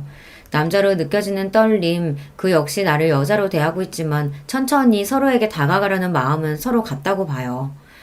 자식 셋은 그 이후로도 끊임없이 시어미처럼 한 사장을 만나지 말라며 조심하라고 내게 잔소리를 했습니다. 그 꼴을 보니 자식만 믿고 살던 내 인생이 구름처럼 허망한 것이죠. 얼마 전 막내 아들 월급에 걸던 차압도 이제 멈추었습니다. 칠순잔치에서 못 볼 꼴을 당한 뒤 나타날 엄두가 나지 않았는지 막내 내외는 조용히 지내더군요. 그러던 어느 날 아들 휴대폰 번호로 걸려온 전화를 받아보니 바로 막내 손자였던 겁니다. 할머니 안녕하세요. 왜 요즘 할머니 우리 집에 안 오세요? 엄마 아빠도 할머니 집에 안 가고요. 싸웠어요? 그래 미안하다 우리 강아지. 할머니가 네 아빠한테 화가 나서 당분간 떨어지기로 했어. 근데 우리 손주 잘 지내고 있냐? 유치원에서 친구들이랑 사이좋게 지내고? 이제 유치원 못 가서 친구들이랑 못 만나요. 왜냐고 물어보니까 엄마가 비밀이 있다고 유치원은 나중에 가자고 하셨어요. 할머니 지난번에 저 티니핑 사주신다고 약속했잖아요. 언제 주세요? 갑자기 그 통통한 볼살에 똘망한 눈의 막내 손자가 몹시 보고 싶어졌습니다. 화가 난다고 이제 자식들 다 필요 없다고 마음의 빗장을 걸어 잠궜지만 천륜을 어찌 끊겠습니까? 손자의 목소리를 들으니 단숨에 달려가서 손자도 안아보고 아들 얼굴도 보고 싶더군요. 내가 압류까지 해버려서 손자 유치원도 못 보내는 게 아닌가 싶어서 변호사에게 연락해서 압류를 해지했어요. 그 일이 있고 난 얼마 뒤 주말 낮에 막내 아들이 집에 찾아왔습니다. 우리 막내 손자도 데리고 말이죠. 아이고 우리 강아지 할머니 보러 왔어? 나도 모르게 신발도 안 신고 뛰쳐나가서 손주를 얼싸안고 집으로 들어왔습니다. 정신병원 사건 이후 처음 아들에게도 엄마처럼 대했고요. 손자와 한참 이야기를 나누고 있는데 아들은 무릎을 계속 꿇고 똥 마려운 강아지처럼 불편하게 있었습니다. 됐다. 왜 그렇게 불편하게 앉아있노? 편히 있어라. 막내 아들은 갑자기 얼굴을 바닥에 묻고 엉엉 그야말로 대성통곡을 했습니다. 이 어미가 그리 서럽게 있냐? 석고대죄까지 안 해도 된다. 얼마 전에 월급 압류 풀어주셨더라고요. 감사합니다. 제가 정말 아주 못난 놈이었죠. 형 누나처럼 효자의 반듯한 놈은 못됐어도 그렇게 막 나가는 불효까지 해서는 안 됐는데 절 용서해 주세요. 이제라도 알았다면 앞으로 네가 어쩌는지 내 눈 부릅뜨고 지켜본다. 그러고 네 형 누나도 뭐 그리 효자 아니다. 아니 못나게 굴어서 그놈들도 지금 자식처럼 안 보고 있지. 너나 그것들이나 크게 진배 없다. 손자가 그리 갖고 싶었던 장난감도 사주고 아들이 좋아하는 갈비찜 밖에서 사 먹이고 돌아왔습니다. 가만히 내 속이 어떤가 들여다보니 막내 아들에게 맺혀있던 한해 응어리가 많이 풀어져 있더군요. 이게 어미고 끊지 못하는 천륜인가 싶습니다. 하지만 그렇대도 아직 막내가 저지른 죄를 완전히 용서한 건 아닙니다. 이놈이 진심으로 뉘우치는 것인지 아니면 그런 척 어미를 속이고 정신 못 차리고 있는 것인지는 좀 더 지켜봐야죠. 전처럼 자식들 필요한 거 다 해다 바치고 모든 애들 입장에서 생각하던 것은 이제 나 안 할랍니다. 예전 같으면 자식들 무서워서 남자친구는커녕 친구도 잘 못 만났는데 지금은 자식들이 뭐라든 한 사장님하고 가깝게 지내니까요. 이쯤에서 구독자 여러분께 묻고 싶네요. 여러분이 저처럼 정신병원에 가둔 자식이 있다면 그놈을 용서하고 전처럼 받아들이실 수 있으신지요? 그래도 자식이라고 품어주려는지요? 자식들이 엄마가 변했다고 노망이냐며 서운하다고 나오는데 제가 뭐 그리 잘못한 것입니까? 나도 헷갈리고 마음의 갈피가 안 잡힙니다. 어떤 날은 그래도 내가 어미고 우덜인데 허물 다 덮고 자식들 봐줘야지 싶다가도 서운함이 가시질 않아요. 그래서 감히 여러분께 여쭙고 싶어요. 첫째와 둘째 그리고 이 막내놈을 용서하는 게 맞습니까? 아니면 저들이 뭐라곤 유산이고 뭐고 남기지 않고 제 마음대로 다 쓰다가는 게 맞나요? 여러분께서 댓글로 저한테 조언을 좀 해주세요. 도대체 내가 뭘 잘못해서 자식들이 이렇게 되어버린 건지, 만약 100% 자식놈들 자식이라 이렇게 된 거면 내가 뭘 어째야 좋을지 말입니다. 여러분께 내 자식들 못난 점까지 드러내며 이렇게 간곡히 고민 상담을 부탁드리니 송구하네요. 하지만 불쌍한 노인네 도와준다는 마음으로 지나치지 마시고 이야기 좀 보태주셔요. 그럼 전 여러분만 믿고 이제 글의 문을 닫을게요. 제 사연 들어주셔서 참으로 감사합니다. 안녕하세요. 저는 얼마 전에 할머니가 된 기쁨을 누린 사람입니다. 살다 보니 이런 날도 기어이 오더라고요. 제가 유튜브에서 가장 좋아하는 채널에 제 지난 이야기를 사연으로 한번 보내어 봅니다. 아직 인생을 통달했다고 말하기에는 너무 부끄럽긴 하지만 그래도 할머니까지 된 입장으로서 인생이란 뭔가를 얘기해 보자면 저는 내 이야기 하나 제대로 들어줄 사람 만나기가 생각보다 쉽지 않은 것, 이게 바로 인생이라고 생각해요. 저는 워낙 타고나기를 활기차고 왈가닥인 소녀였어요. 가진 것에 비해서 늘 꿈이 비대하기도 했었답니다. 속으로 늘 오빠보다 제가 낫다고 여기면서 친정 부모님이 뭐라고 하시든 콧대가 쉬이 꺾이지 않는 딸이기도 하였고요. 그런 나날을 보내던 중 제가 중학교 시절에 동생이 태어났습니다. 집안의 막내였고 늦둥이였죠. 제 여동생 새별이가 태어나는 바람에 저는 고등학교에 진학을 못하게 되었습니다. 동생의 탄생과 고등학교 진학 무산이 대관절 무슨 상관이냐고요? 저희 친정처럼 형편이 애매하게 안 좋았던 집들에게는 상황에 따라 자식의 거취가 시시각각 바뀌는 게 잘만 일어나는 현상이었습니다. 갑자기 아기를 키워야 되는 집이 되었으니까 제가 고등학교로 가는 게 비효율적이라고 친정 부모님은 판단하셨던 것이었죠. 내가 고등학교 가는 것을 얼마나 손꼽아 기다렸는데 청초한 여고생이 되어보고 싶었건만 그 꿈이 이렇게 무산되는구나. 부모님께 대들고 반항을 해보자니 집안 형편이 지금 어려워진 것 같고 출산 이후로 엄마의 건강도 좋지 못하시고 그런 상황이라 말대꾸도 못하겠어. 이건 어쩔 수가 없구나. 눈물을 쓰게 삼키며 고등학교 진학을 단념했던 날 아무도 몰래 저는 동네의 뒷산에 가서 눈물 콧물을 다 흘리며 오열했습니다. 이 세상에서 제일 가는 비련의 여주인공이 된 것 마냥 불행한 스스로에 취해서 많이 울었었네요. 그렇게 울고 나니까 얼마나 배가 고프던지 집에 돌아가는 길에 이웃집의 밭에서 과일 서리를 하나 몰래 하고 말았는데 낌새를 느낀 것인지 주인이 집에서 얼른 나오길래 안 들키려고 미친 듯이 내달렸다가 돌부리에 걸려 넘어져서 다리에 상처가 났었죠.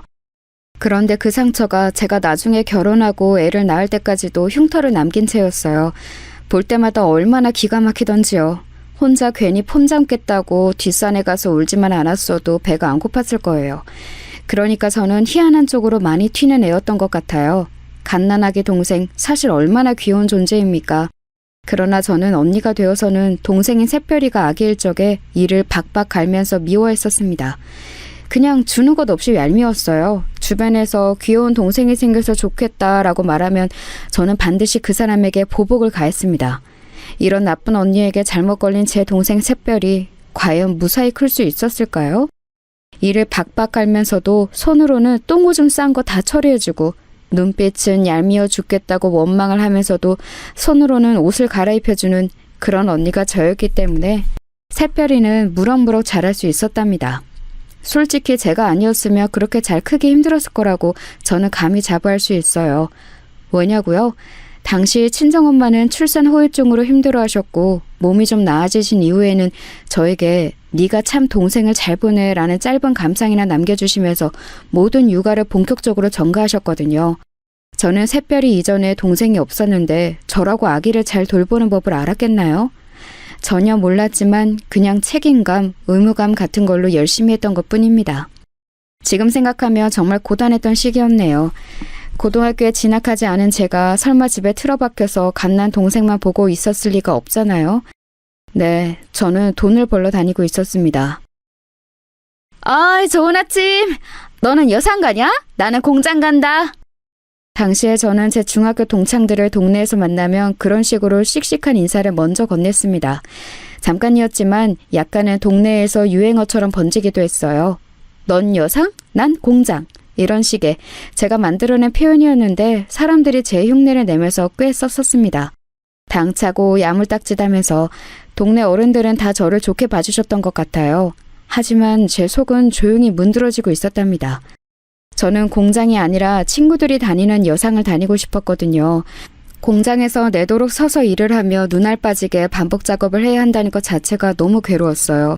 저도 친구들처럼 학교 생활을 하고 싶었죠. 그러던 어느 날 고된 일을 마치고 집에 오자마자 새별이부터 챙기고 간단히 집안일을 하고 그러고 있는데 오빠라는 놈이 교복 차림으로 하품을 쩍쩍 날리면서 귀가를 하더니 가방을 아무렇게나 획 내팽개치더라고요. 마치 저보고 알아서 정리하라는 지시 같았습니다. 집구석도 좁아 죽겠는데 가방을 던지는 행위에 저는 열이 받았죠. 그래서 그 가방을 오빠의 등짝에다가 날려줬습니다. 그랬더니 친정 부모님이 깜짝 놀라시면서 저를 혼내셨어요. 공부하고 온 오빠는 왜 괴롭히냐면서 말이죠. 친정 아버지의 소뚜껑 손으로 꿀밤까지 세게 맞자 서러움이 밀려들었습니다. 참고 있던 화가 폭발하는 순간이었어요. 아버지, 왜 오빠만 고등학교 보내셨어요? 진짜 너무하시는 거 아니에요? 저도 고등학교 다니고 싶었다고요. 어허, 남자랑 여자랑 같지 않다고 내가 대체 몇 번이나 말해줘야 너는 알아들을 거야? 그리고 네 오빠가 너보다 공부머리가 더 좋잖아. 네가 공부를 잘해놓고 따졌으면 지금 내가 이렇게 기가 막히지는 않았을 거다. 공부 얘기에는 솔직히 대꾸를 할 수가 없어서 분했습니다. 그런데 제가 오빠하고 공부로 승부를 보기 이전인 아주 어렸을 때부터 이미 차별을 받았다는 것이 생각난 거죠. 아버지 말 맞다나 남자로 태어날 것을. 엄마, 도대체 엄마는 왜 나를 딸로 낳아서 내 인생을 힘들게 만들어? 나도 아들이었으면 귀염둥이 둘째 아들 소리나 들었을 텐데 오빠가 사고치면 사내 자식이 아주 장군감이네 이러고 내가 사고치면 기집애가 혼나고 싶어서 또 저러고 자빠졌네 이러고 솔직히 차별이 너무 심했잖아 옛날부터. 아유, 너는 진짜 별소리를 다 하는구나. 왜 그렇게 너는 억울해하는 거야? 엄마도 그렇게 컸어. 어? 여자라서 딸이라서. 너보다 더 심하게 차별받고 컸으니까 너는 세상에서 너무 억울하고 분하다는 그 표정 좀 그만 지어. 친정엄마가 그때 저한테 해주셨던 말씀이 두고두고 안 잊혀졌던 것 같아요. 끝내 저를 향해 그냥 좀 살아 라고 하셨던 분이 제 친정엄마이셨습니다. 곱씹을수록 제 마음속에서 메아리가 되어 울려 퍼졌어요. 너만 억울한 거 아니니까 그냥 참으라는 그 논리가 정말이지 어이가 없었죠. 한참을 곱씹던 저는 동생을 품에서 재우며 이렇게 말을 해주었습니다. 야, 너는 나보다 한참 어리니까 네가 내 나이가 되었을 쯤에는 뭔가 달려져 있지 않을까? 아무튼 너는 딸이라서 서럽고 눈물나게 살지 마라. 결심을 하나 했는데 내가 오늘부로 너를 후계자로 딱 찜했어. 이게 무슨 말이냐 하면 앞으로 네가 나의 병기가 되어서 활약하는 거야. 내 병기로 성장해서 내 억울함을 네가 다 풀어줘. 알았지? 내가 팍팍 밀어줄게. 그러자 품 안에서 어린 새별이가 배시시 웃었어요. 알아들은 것도 아닌데 그렇게 웃은 게 너무 신기했죠. 집이 좁은 탓에 제 작은 목소리를 옆에서 다 듣고 계셨던 친정엄마는 고개를 저으셨습니다. 아유, 애한테 이상한 소리 마. 병기 같은 소리 하고 있네. 그리고 애가 뭘 알아듣기라도 하니? 왜? 못 알아들으면 이상한 소리 해도 되는 거 아니야? 너는 대체로 말을 상대방에게 한마디도 안 지는 편이야. 네 스스로 이 점을 알아야 돼. 지금은 네가 어리니까 단순히 객기라고 어른들이 받아줄 수 있지만 시간이 지나면 너도 바뀌어야 할 거야. 알았지? 그런데 아무튼 엄마는 네가 있어서 다행이라고 생각은 해. 너 없었으면 누뚱이는 나을 엄두도 못 냈을 것 같네. 고맙다 우리 딸. 친정엄마는 어색하고 민망해하시면서도 저에게 그날 고맙다는 인사를 남몰래 해주셨어요. 새별이의 존재 때문에 여러모로 제 상황이 꼬여버렸는데 동생이니까 소중하기는 하고 친정엄마에게 고맙다는 인사도 처음으로 들어보고 이런 상황이니 저에게 새별이는 애증의 존재로 자리 잡았던 것 같습니다. 좋으면서도 미우면서도 귀찮으면서도 아주 그냥 복잡 미묘했죠. 그런데 제가 성인이 되고 나니까 애증이라는 감정도 자연스레 옅어지더라고요. 제가 더 이상 10대 소녀가 아니기 때문인 듯 싶었었네요.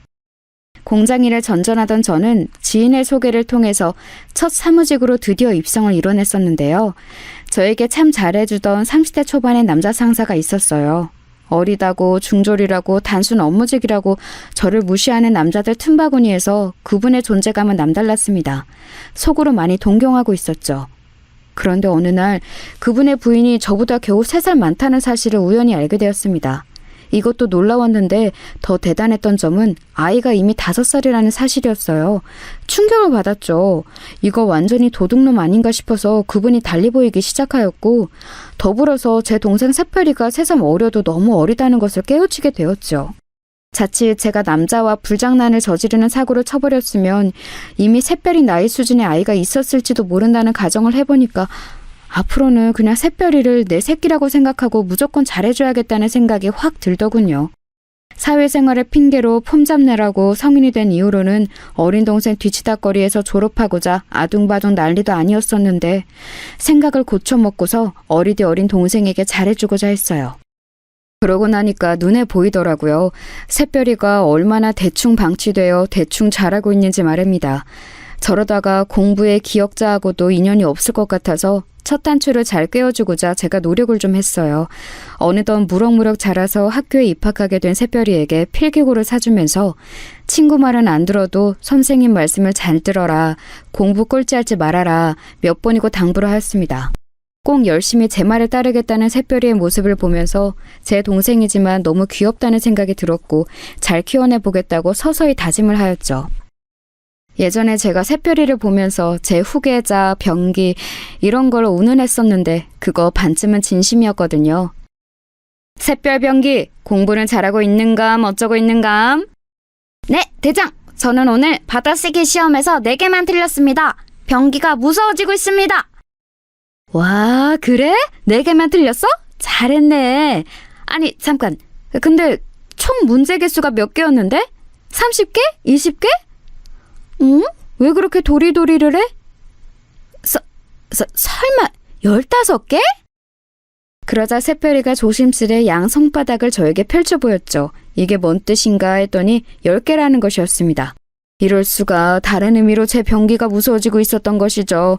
꼴랑 10개 중에서 4개나 틀리다뇨? 꼴등이었던 저도 반타작은 했었는데요. 이거 큰일이다 싶어서 학습 점검까지 제가 딱 붙어서 하기 시작했습니다.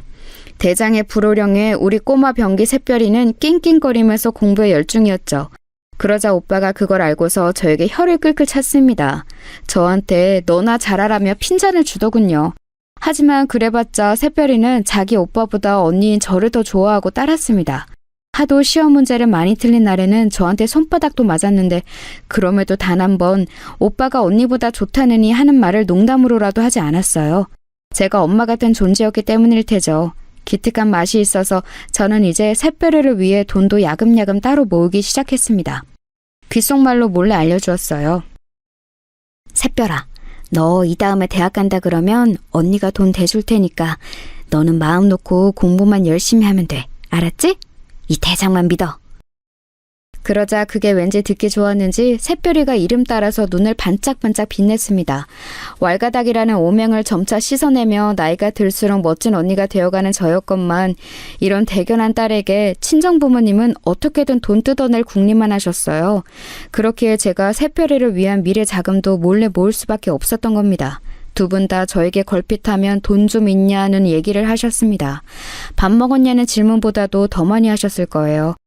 그런데 어느 날 직장 내에서 저를 무시하는 인간들 때문에 너무 짜증나고 피곤했던 하루를 보내고 집에 왔는데 친정 부모님이 저를 보시자마자 용돈 얘기를 꺼내신 거예요. 어두침침한 딸의 안색은 안 보이고 돈줄로만 보이셨던 걸까요? 화딱지가 나더라고요. 암만 생각해도 너무들 하시네. 어렸을 때부터 그렇게 차별하고 부려먹고 돈까지 일찍 벌게 하더니 이제는 용돈이다 뭐다 하는 각종 명목으로 다 뜯어가시려고? 두 분 다 작작하세요. 너 부모 앞에서 말하는 꼬라지가 그게 뭐야? 너는 당최 언제나 철이 들래? 제발 의젓한 네 오빠의 반만 닮아봐라. 오빠 얘기 마침 잘 나왔네요. 아버지, 왜 저한테만 돈 그놈의 돈 타령을 하세요?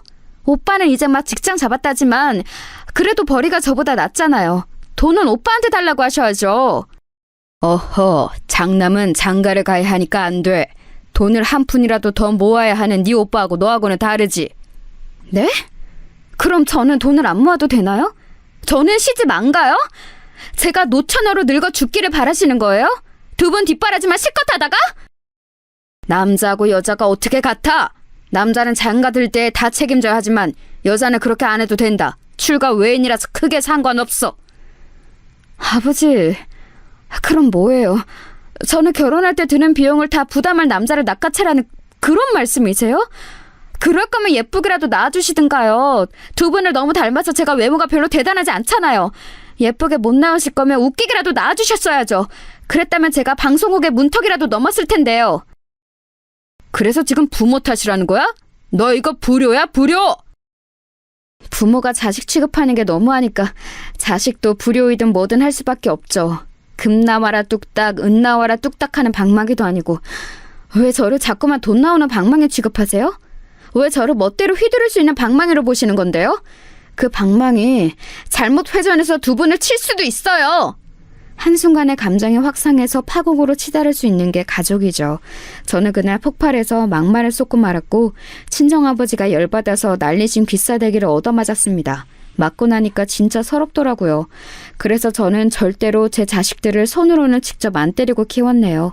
옆에서 지켜보시던 친정엄마가 나셔셨고 이때가 점점 친정엄마의 건강이 살짝 안 좋아지고 계셨던 시기였기에 친정아버지는 화를 더 못 내시고 씩씩거리기만 하셨습니다. 찜찜하게 일단락된 상황을 뒤로하고 돌아서는데 제가 당황하고 말았죠. 새별이하고 눈이 딱 마주친 거예요. 모든 상황을 어린 동생에게 다 보이고 말았다고 생각하니까 너무 창피해서 죽고만 싶었네요. 새별이의 난처한 눈빛을 보기 민망해서 집을 나갔다가 앞에서 담배를 피우고 있던 오빠를 마주쳤습니다. 근데 오빠가 저를 비웃었어요. 하, 꼴 좋다. 내가 너 왠지 아버지한테 한 대 맞을 것 같더라. 내 예상대로 되네. 야, 네가 이런 집에서 벗어나고 싶거든. 시집을 잘 가면 돼. 그러면 지난날이야 어쨌든 간에 네가 이기는 거야. 그런데 너는 아무래도 시집을 이상하게 가서 망칠 것 같다. 사람 보는 눈이 일단 개판인 것 같거든. 갑자기 왜 악담을 하고 그래? 오빠가 뭘 한다고 그딴 소리를 짓거리는 거야? 내가 그렇게 될 거라는 여기는 근거 하나라도 있어? 근거? 당연히 있지. 무슨 말이 필요하겠어. 너는 딱 봐도 박복할 관상이야. 관상 같은 소리하고 자빠졌네. 오빠 관상은 그렇다면 간신배 관상이야. 눈썹이 얍삽하게 생겨먹었잖아. 그러니까 괜찮은 여자하고 맺어질 리가 없지. 그 바람에 오빠하고도 간만에 된통 다퉜습니다. 서로에게 유치한 맹공격을 퍼부었지요. 그날 밤에 자려고 누워서는 나이 먹고 이게 뭐하는 짓인가 싶어서 스스로가 한심해 죽는 줄 알았습니다. 새별이에게 아버지한테 귀싸대기나 얻어맞는 모습을 보인 것도 민망했고요. 그런데 이틀 뒤 새별이가 저에게 밥상을 차려줬습니다. 뭔 요리를 할 줄 안다고 밥을 차렸냐고 하니까는 자기는 다 잘한다면서 배시시 웃더라고요. 갓난 아기일 적에도 꼭 저렇게 웃었었는데 가슴이 뭉클했네요. 저한테 힘내라면서 밥을 차려준 새별이의 마음씨가 너무 기특했어요. 나 위로해줘서 정말 고마워. 그런데 너는 이런 거 잘할 생각을 하지 말고 공부를 잘할 생각을 하면 더 좋아. 알았지? 언니, 내가 공부 잘하면 좋은 대학 가면 성공하는 거 맞아? 콕 찍어서 그렇게 물어보면 내가 할 말이 없어지는데. 하지만 확실한 건 좋은 대학을 안 가는 것보다야 가는 게 낫다는 거지. 네 인생에서 고를 수 있는 선택지 자체가 달라질 테니까. 새별아, 내가 얼마나 대단한 고난과 시련을 겪으며 살아왔는지 알지? 네가 나 대신 멋지게 활약을 해줘야 내가 한이 풀린다고 그랬었지? 응, 언니. 어제 언니 혼나는 모습 보니까 진짜로 대단한 고난과 시련을 겪어온 게 맞는 것 같아. 나 앞으로 언니를 생각하면서 더욱 공부 열심히 할게. 오빠보다도 성공할 거야. 너 말 잘했다. 바로 그거야. 오빠보다 성공하는 거지. 내가 너를 후계자로 지목하고 병기로 키우는 보람이 있네. 제가 너스레를 떨자 동생은 수저를 내려놓은 손을 자기 머리 옆에 가져다 대면서 충성 제스처를 해보였습니다. 자기는 저를 영원히 대장으로 따를 거라고 했습니다. 귀엽고 착실한 새별이에게 떳떳할 수 있도록 제가 멋지게 살았다면 아주 좋았을 텐데. 애석하게도 오빠의 말이 어느 정도 맞아떨어지고 말았어요. 그건 바로 제가 상당히 별로라고 할 수 있는 결혼을 선택해버린 것이었습니다. 남편의 능력도 별로였고 시댁이라는 집단은 말할 것도 없었지요.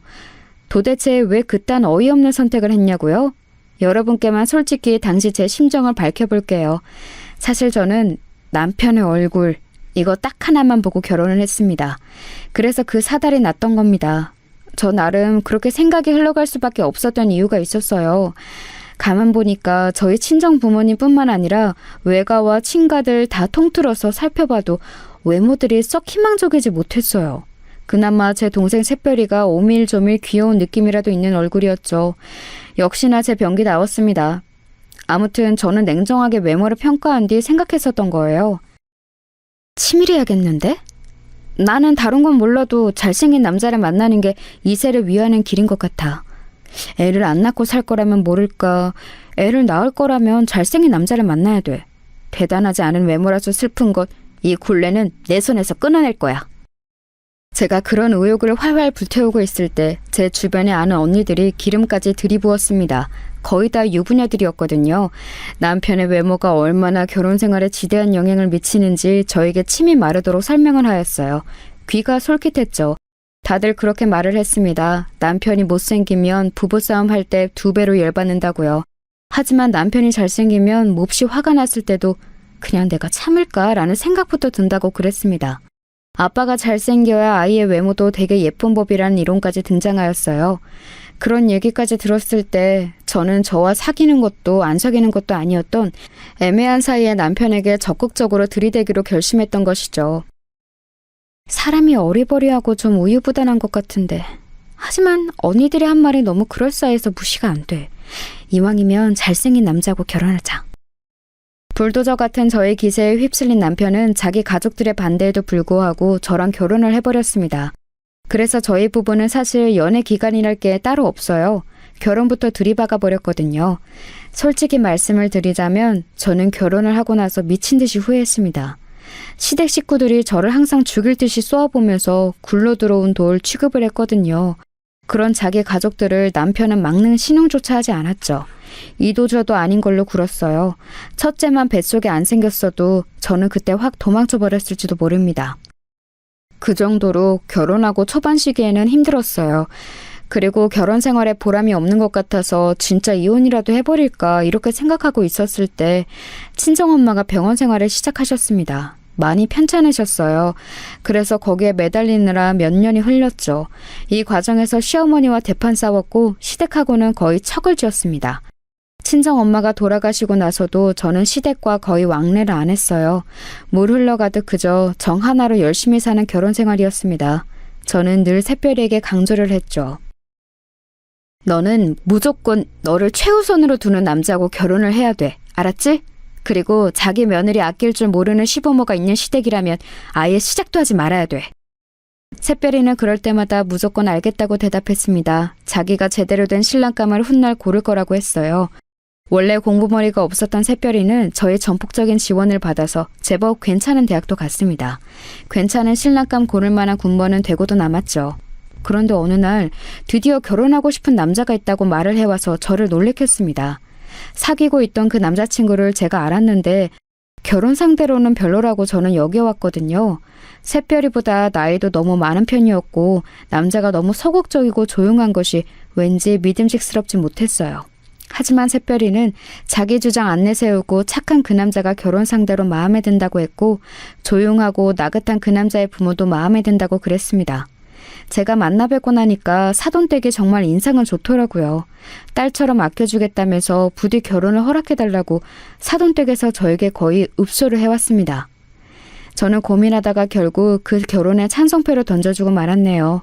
애지중지 키워온 동생이 결혼을 갑자기 해버리니까 가슴이 허했어요. 기분이 이상하더라고요. 그런 저를 잘 아는 것인지 새별이는 결혼하고 나서 행복한 신혼생활의 이야기를 저에게 꼬박꼬박 전해왔습니다. 점치거든 신혼집에 입주하기까지 기간이 꽤 남아 있었기에 새별이는 자기 시댁에서 몇 달을 지내기로 했어요. 저는 그 생활이 괜찮을까 싶어서 걱정이 되었고 새별이와 연락이 잘 되는 것을 위안으로 삼았습니다. 제가 신혼생활을 방해하는 걸까봐 연락을 내킬 때만 주말 같은 때만 해도 된다고 그랬네요. 그러고 나서 몇 주가 평화로이 지났죠. 그런데 좀 미심쩍은 일이 벌어졌어요. 그건 바로 새별이와 연락이 안 되기 시작한 것이었습니다. 달콤한 신혼생활을 보내고 있는 것 같다는 뉘앙스의 안부 인사를 주고받은 게 마지막이었어요. 그 후로 나흘 동안 제가 새별이와 연락을 안 했다는 점이 문득 떠올라서 메시지를 보내놨었죠. 밥은 먹었냐고, 오늘 하루도 파이팅하라고 그런 내용을 보내놓았는데 답장이 없었습니다. 그때는 지금과 같은 스마트폰이 없었으니 당연히 카카오톡도 없었죠. 당초에 제가 보낸 메시지를 읽었는지 안 읽었는지 알 길이 없으니까 이튿날에 제 속이 답답해지더군요. 그래서 전화를 걸었습니다. 그랬더니 어랍쇼? 전화를 안 받더라고요. 애가 결혼하고 나서 저에게 아무런 말도 없이 뭔가 새로운 활동이라도 시작했나, 어디 멀리 외출이라도 한 건가 이런 짐작만 섰었네요. 잘 지낸다면 상관이 없었지만 연락이 안 되는 건 조금 속상했어요. 신호음이 멀쩡히 가는 건 전화키를 켜놓기는 했다는 거니까 아마 바쁜 사정이 있을 확률이 높았죠. 메시지를 또 보내놓았는데 답장이 없길래 제가 하루가 더 지나서 다시 전화를 걸었습니다.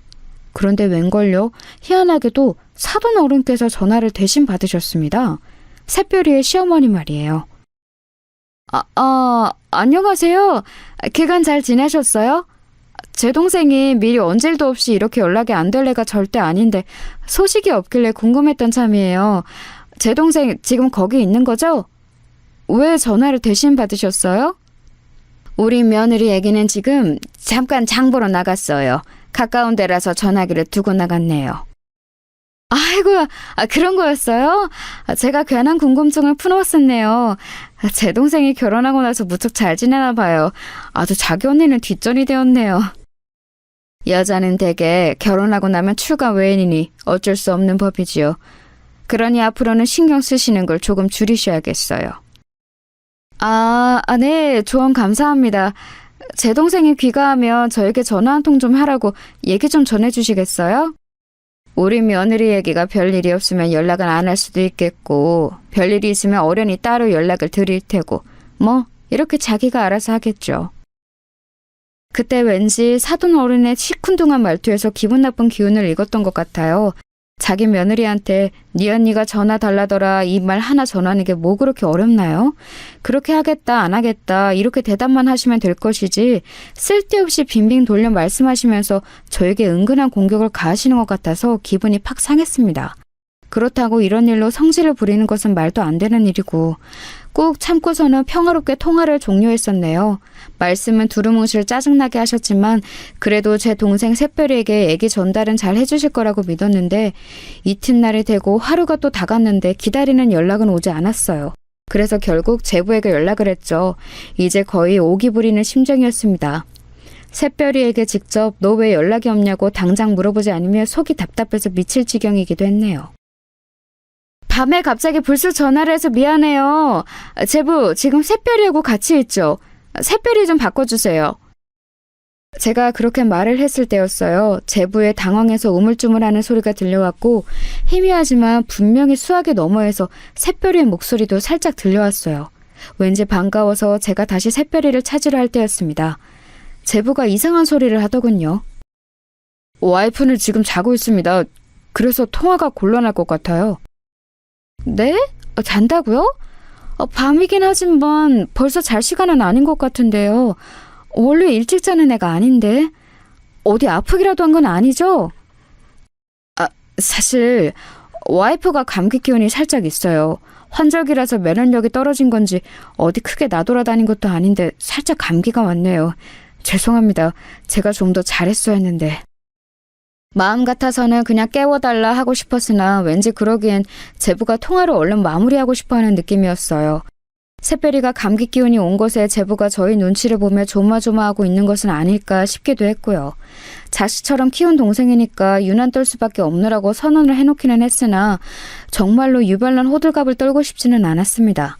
샛별이의 결혼 생활을 망쳐놓을 작정은 아니었죠. 저는 별수 없이 동생이 일어나면 전화 좀 달라는 말만 전했습니다. 그런데 이튿날이 되어도 또 연락이 없는 거예요. 걱정과 불안과 짜증이 한데 섞여서 피어올랐습니다. 그런 저를 보면서 남편이 고개를 흔들었지요. 당신 아까부터 보자 하니까 일을 왜 그렇게 갈고 다리를 왜 그렇게 떨어?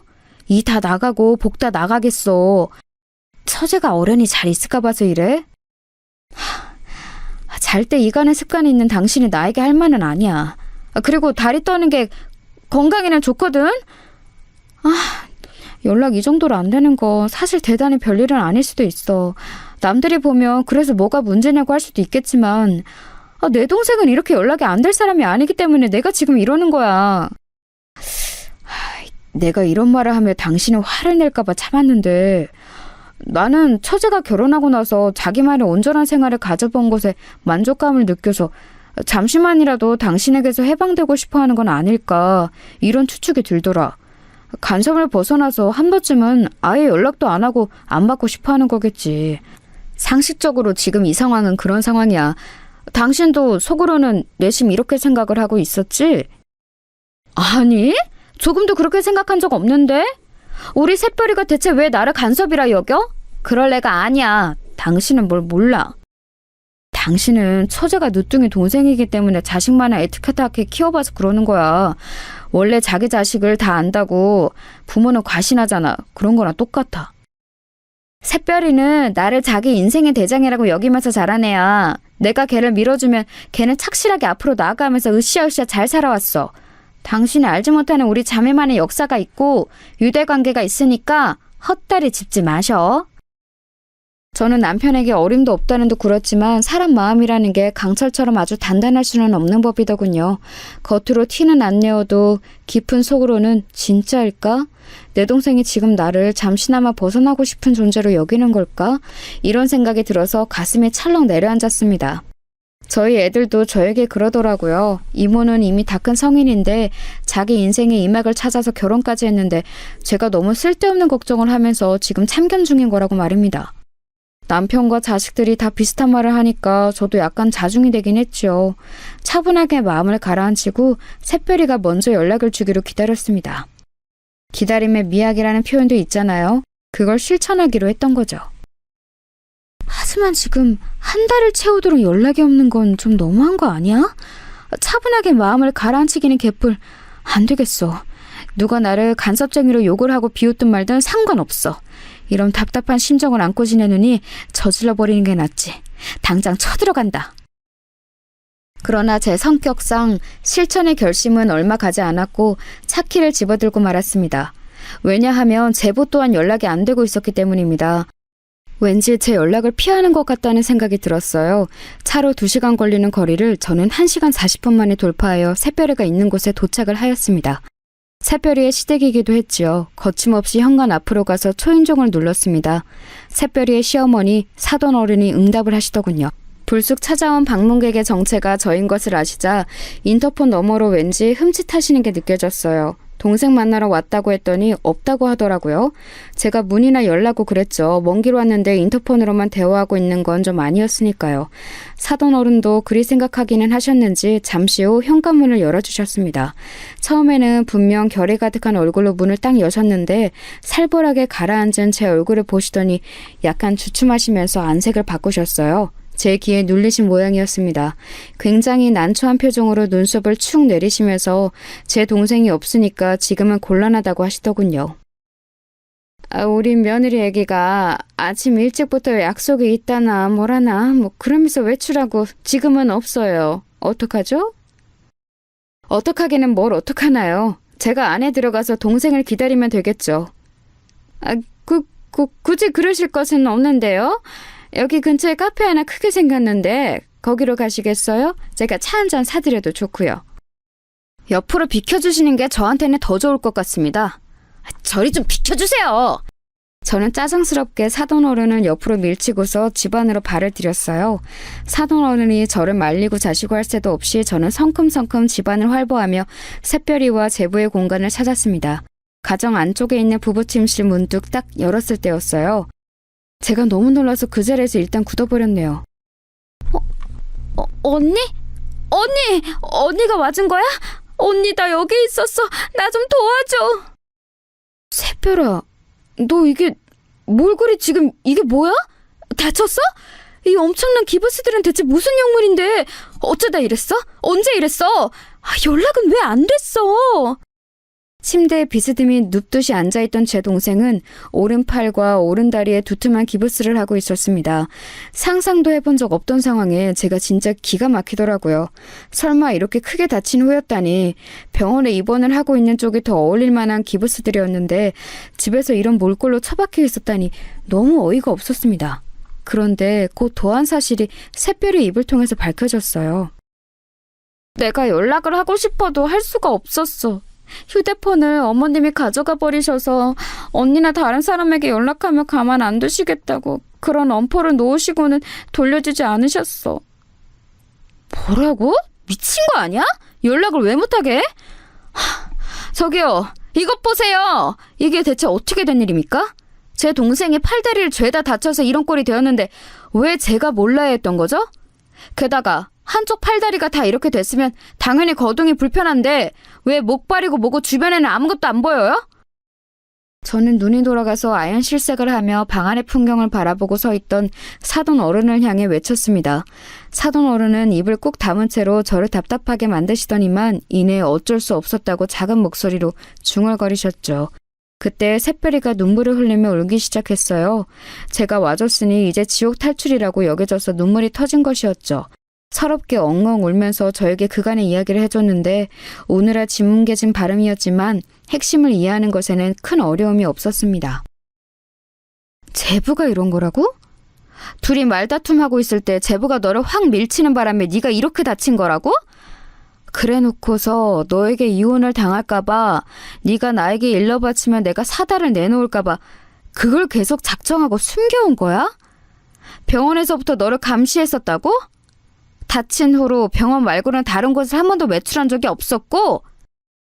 저는 멍하니 샛별의 말을 곱씹으면서 서서히 제 안에 번지는 충격으로 허탈한 웃음을 지었습니다. 사람이 너무 어이가 없으려니까 웃음부터 나오더라고요. 샛별이가 제부 같은 논팽이에 비하면 너무 어리고 예쁘긴 했지요. 공주니처럼 모시겠다고 해서 결혼을 시켜준 것이었으니 결혼 생활 초장부터 그게 어그러지면 다 끝인 거라고 제부와 그 어리석은 가족들은 생각한 모양이었습니다. 알고 보니 제부라는 놈이 엄청난 다혈질이라고 했어요. 얌전하고 내성적인 것 같지만 쉽게 욱하고 손을 올리고 쌍욕을 내뱉고 그러다가 진정되면 다시 순한 얼굴을 하고 무서운 사람이었던 거예요. 샛별이는 이르지 않겠다. 그냥 평범한 안부전화만 하고 싶다. 이렇게 호소를 해왔지만 망할 놈의 사돈댁은 의심의 눈초리를 거두지 않은 겁니다. 혼자 거동도 할 수 없는 사람을 감시하면서 가둬놓고 기가 죽다 못해 피가 마르도록 한 거였어요. 사돈 어른이 한숨을 내쉬면서 이러시더군요. 우리 아들이 자기 아내는 앞으로 자기가 잘 길들여서 꽉 잡고 가겠다고 그러니까 내가 별 수 있나요? 그러라고 하는 수밖에요. 그리고 저도 며느리가 너무 콧대 놓고 드센 게 보기 좋지 않은 것 같아서 그 콧대를 좀 이 기회에 꺾어놓고 싶었어요.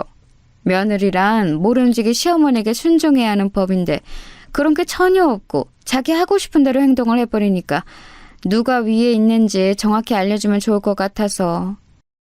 그게 무슨 개소리예요? 말 같지도 않은 말은 하지도 마세요. 어르고 달래서 어떻게든 결혼을 성사시킬 때까지는 이런 마음이 아니셨을 텐데요. 화장실 갈 때와 나올 때가 다른 게 사람 마음이라지만 아무리 그렇다고 해도 이건 지나치신 거 아닌가요? 며느리 사랑으로 최고가 되겠다고 하셨던 분은 대체 어디로 가신 거죠? 그게 다 입에 발린 소리들이었고 진심이 없는 감언이설이었다니.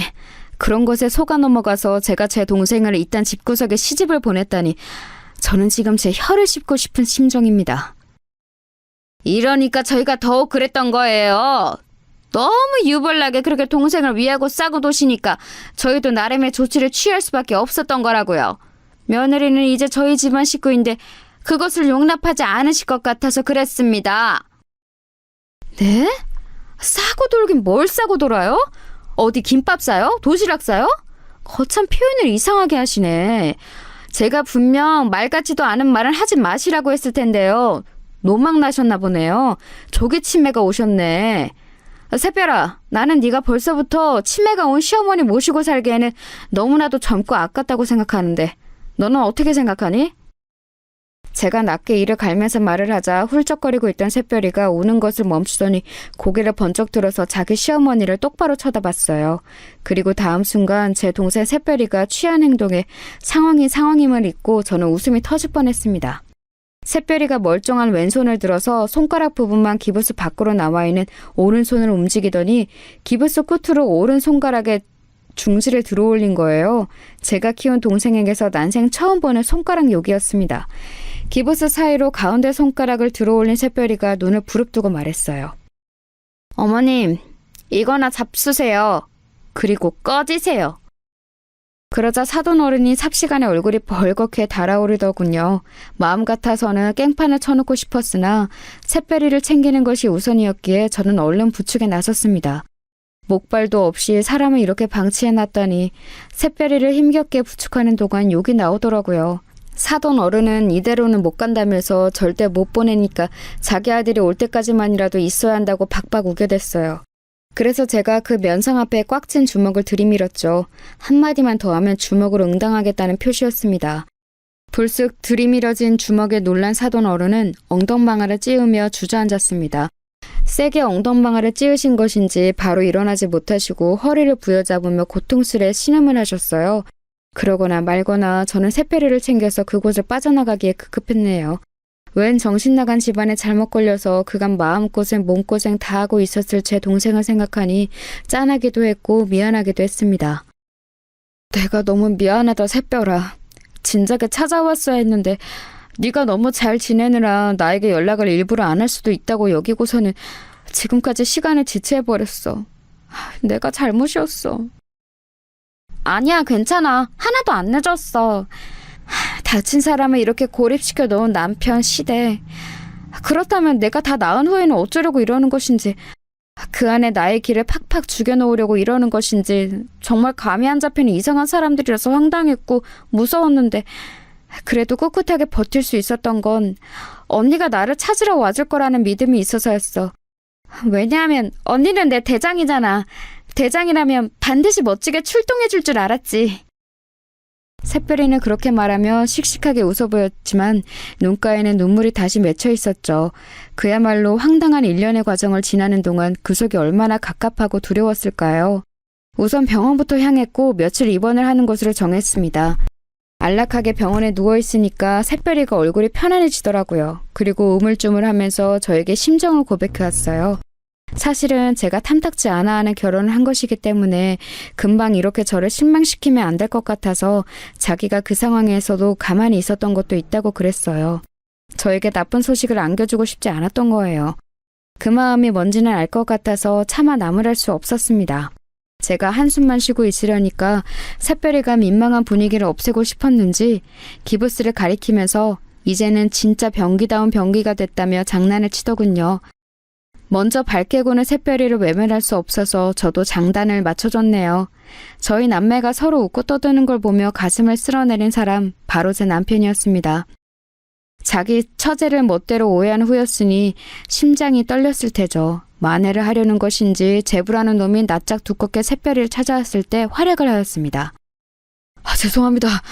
겁이 나서 그랬어요. 저 때문에 와이프가 크게 다쳤으니 영락없이 이혼이라고 당하고 질책당하고 손가락질 당하고 그럴까봐 갑자기 두려운 마음이 들어서 숨기기로 했습니다. 제가 판단을 잘못했던 것 같아요. 용서를 빕니다. 앞으로 잘할 수 있게 기회를 주세요. 살다 보면 이런 일 저런 일 벌일 수 있는 게 사람이지. 그렇다고 해서 무조건 꽁꽁 숨기고 문제를 마주하지 않고 회피하고 이런 게 맞다고 보나? 남자 왕씨는 다 시키네. 너 같은 놈에게 줄 기회 따위는 없어. 우리 처제 인생에서 썩 꺼져버려. 남편이 다른 건 몰라도 외관은 참 괜찮은 사람이거든요. 그걸 앞세워서 어깨 쫙 펴고 불효령을 내렸죠.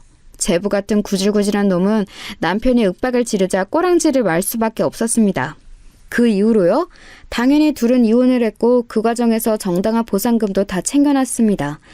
원래는 한 푼도 줄 수 없다며 뻔뻔하게 상대가 나왔었는데 저희 오빠하고 새언니가 살면서 만난 모든 인맥을 다 동원해서 털어버리겠다고 하니까 기세가 눌려서는 돈을 토해내더군요. 그 돈으로 저는 샛별이가 재미있는 생활을 누리기를 바랐는데 그걸 다 꽁꽁 묶어놓더라고요. 왜 그러냐고 물으니까 자기 조카들의 미래를 위해서 두는 거라고 그랬어요. 저희 애들만 해당이니까 오빠네한테는 비밀이라며 윙크를 하는 샛별이의 모습에 가슴이 찡해졌습니다. 만류하지는 못하겠더라고요. 제부였던 그놈은 나중에 소식을 우연히 들어보니까 꽃뱀한테 잘못 물려서 재혼 생활이 파탄났더군요. 자업자득인 것 같았어요. 제 동생 샛별이는 정말 괜찮은 남자를 만나서 재혼했고 행복한 가정 꾸려서 웃으면서 살아왔답니다. 이날 이때까지 아무 별탈 없이 말이에요. 앞으로도 남은 인생 동안 쭉 그랬으면 좋겠네요.